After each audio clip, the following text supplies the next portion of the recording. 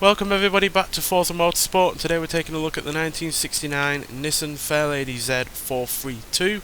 So this is part of the standard Fairlady Z that was produced between 1969 and 1978, with 3 iterations of the car being exported under 3 different names. So we had the 240Z, the 260Z and the 280Z. This was part of the 240Z range that was produced between 1969 and 1973, and yeah, this is basically the rarest version of the full production car. So yeah, 420 of these were built, which is not very many at all considering the many thousands of the standard car that were made. And yeah, the 432 basically references 3 different areas of the engine that are in this car. So the 4 represents the valves per cylinders, the 3 represents the carburetors that are supplied by Mikuni, and the 2 represents the amount of camshafts that the car has. So yeah, quite a revolutionary car engine, quite frankly, and considering all of the elements it's got going to it. I imagine this was one of the first cars to have 4 valves per cylinder, and you can actually trace the car's engine back to the Prince Motor Company, which was merged into Nissan in 1966. That's the company that also supplied the Skyline name, so you can attribute that company to that name, which Nissan obviously have become well known for in the many years since. But yeah, arguably you could say that the standard Nissan Fairlady Z in particular, regardless of which name it was exported under, helped expose the world to Japan's ability to make a sports car. Now granted, you could say the Toyota 2000 GT also did that, but far fewer of those were ever sold than the Nissan Fairlady Z. In fact, there were more of this 432 version that were sold than ever were sold under the 2000 GT name, as less than 400 of those were made. Now granted, that car did have a far more famous role in a film, in the likes of the James Bond film You Only Live Twice, but the likelihood of ever seeing one of those cars, let alone driving one, was highly unlikely, whereas obviously many of these cars, regardless of which version, were also sold of this version of this car. So yeah, many thousands of these were exported, but many were also sold in Japan. So yeah, I can say for certain that, or I'd like to say for certain that this was the car that said Japan is not just a maker of economical and practical cars, they can also make a sports car, regardless of the inspirations that it's had along the way in terms of getting made. Because yeah, a lot of people have referenced the fact that this looks somewhat like an E-Type, especially from the front. But one thing this has over the likes of an E-Type is the fact that yes, it has a sports car body, but the underpinnings are quite conventional, as yeah, the engine is used in other vehicles, the underpinnings have been used in other vehicles that Nissan have made. So even though it is a sports car, it's not an impractical sports car to keep running. And considering the time that this was made, the fuel crisis in the early 70s, the fact it doesn't weigh very much at 2,308 pounds is a massive benefit, and certainly helped to keep this a viable car, even if it is a sports car at the end of the day. So yeah, the engine is a fairly impressive unit. It's a 2-litre inline 6, producing 160 horsepower and 133 pounds-feet of torque. Now I know that isn't a huge amount, but considering how little this car actually weighs, I think that's a fairly solid amount overall. And yeah, it's a reasonably practical car. Got a decent sized rear end on the go there, and yeah, even though there's no rear seats, I'm pretty sure that's because this is the rarer, lighter version.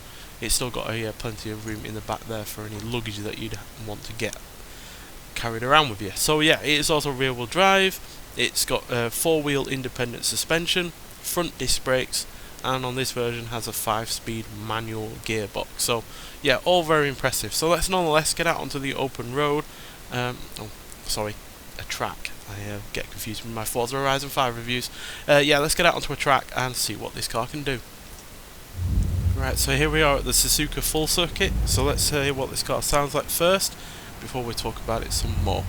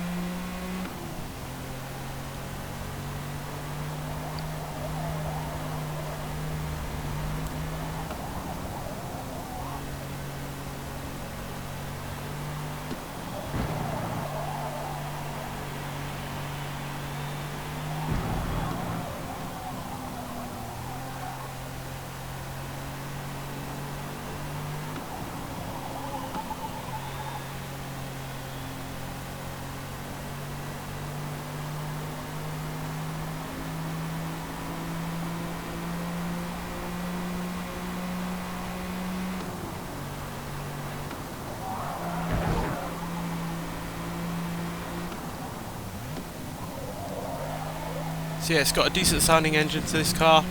I like the twin exhausts that are stacked rather than sideways as well, which is pretty neat. And yeah, it's overall a fairly solid handling vehicle. You can definitely feel the fact that it's got, you know, far more sophisticated suspension than you would see from, you know, the likes of your other similarly priced European cars. You know, you look at MGB GT for instance, which was far less sophisticated underneath and also came with a much smaller engine, while also it was showing its age at the time, which is why Nissan priced this really rather quite competitively against that car. And at the end of the day, this is a bigger car than that MG, while having also a larger engine with damn sight more power. But yeah, obviously this is a much rarer version, so it would no doubt have been even more expensive than the MG. But regardless, you do get a lot more bang for your buck, as the term goes. So yeah, 0 to 60 in 8.7 seconds, 0 to 127.1 seconds, and it goes to a top speed of 124 miles an hour, which again I know isn't massively impressive by nowadays standards, but yeah, back then that would have been really rather quite good for a car that at the end of the day is also reasonably practical, very lightweight to make it as efficient as possible, and yeah, while also still having plenty of handling on the go as well. So yeah, overall a really rather good vehicle, to be honest. I wish we had more of these rarer versions of cars from Japan from this kind of time period. We don't typically have that many, especially from the 60s from Japan, so I would like to see more like this. But on the whole, yeah, it is a good car. It's one we've had several times in previous Forza games in the past, so it's nothing massively new.